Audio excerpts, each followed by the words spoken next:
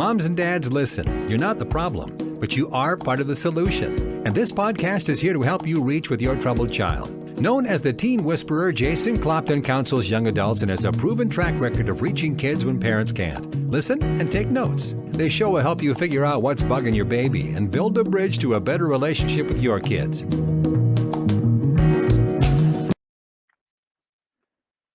T-shirt shout out, special T-shirt shout out to start the show to my sister Erin, aka Miss Pooh, for the T-shirt. Y'all see it, Jason the Teen Whisperer. You are listening to the Teen Whisperer, Jason Clopton. Welcome, welcome, welcome.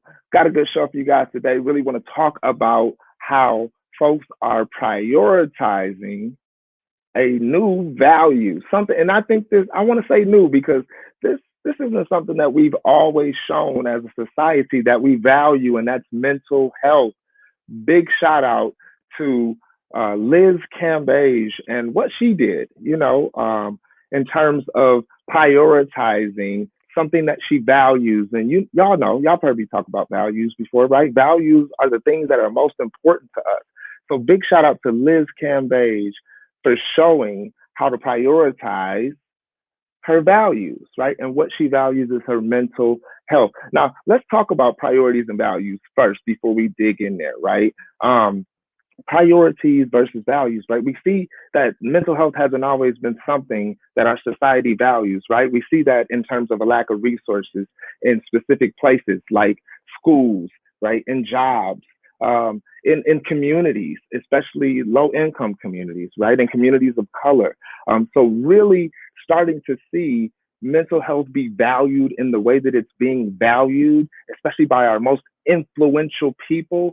This is something that we have to celebrate, and we got to celebrate every win, y'all, because we've been taking so many losses in these past few years. So let's celebrate this moment of valuing mental health and seeing mental health as something that is important to us, right? Is important to us as a whole being, right? Really viewing ourselves in a way that talks about our all around health and not leaving mental health out of that conversation. So when it comes to that, we saw Naomi Osaka, and look at what their sister has started, right? We see all these athletes coming out and speaking up about their mental health, and not only saying that this is something that's important to me, a value, right? This is something that I have to prioritize. I have to make it a priority, put a sense of urgency behind it. And I haven't done that in the past, and I'm not well. I want to be okay so that I can be the best me mentally and physically. And that is such a great message to embrace and to send in it, especially for our youth. I mean, wow, right? A child looking at these Olympians. I remember looking up at these Olympians as almost like gods, right? Y'all remember the Dream Team, Michael Jordan and Magic Johnson and all these players on the court together. They were like gods to us. It was like the Monstars in Space Jam. So really understanding how important it is that we continue to send that message, that we continue to perpetuate that narrative of mental health, which will help remove the stigma that surrounds mental health. Now let's jump into Liz Cambage, right? Liz Cambage was a WNBA star playing for the Las Vegas Aces, a monster. She's just a superstar. She's a beast. Coming from Australia in the Olympics, all right? She plays for Australia in the Olympics. And Liz Cambage said, you know what? I can't go to the Olympics this year. Some of these things, she wrote it all on Twitter, and some of these things that worried her, right, was not being able to have that support system available, right? No family in the stands, no fans in the stands, and what that meant for her. And it made me think about it, right? How much and how impactful is that support system for us all to just feel like somebody's there, to really have that sense of, I have someone here supporting me through these challenges. We all know the Olympics, that's the top of the top, right? So there are a lot of challenges, and she spoke up about this, and she was honest, and she was transparent, and she was vulnerable just for a moment.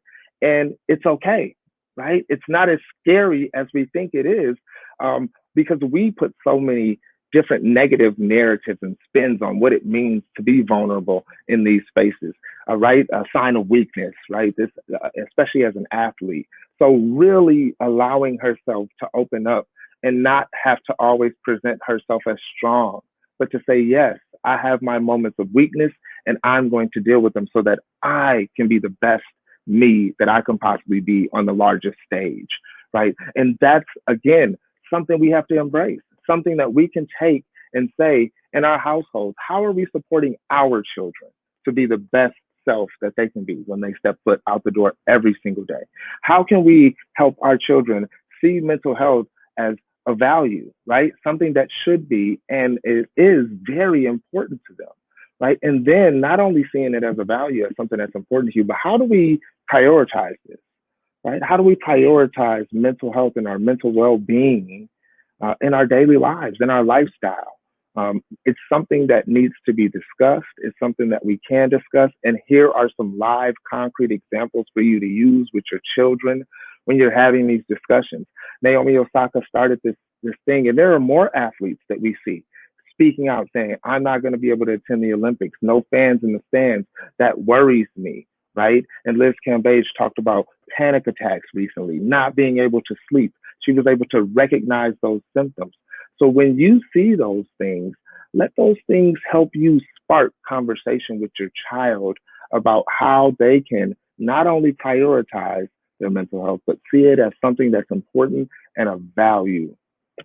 Thanks for listening. You are listening to the Teen Whisperer. And parents, don't forget, you are not the problem, but you are a part of the solution. You've been listening to the Teen Whisperer podcast with Jason Clopton, known to his clients as JC the Counselor. Check back every Tuesday for new episodes wherever you listen to your podcasts. Find out more and connect with Jason at ShalettaMakesMeLaugh.com.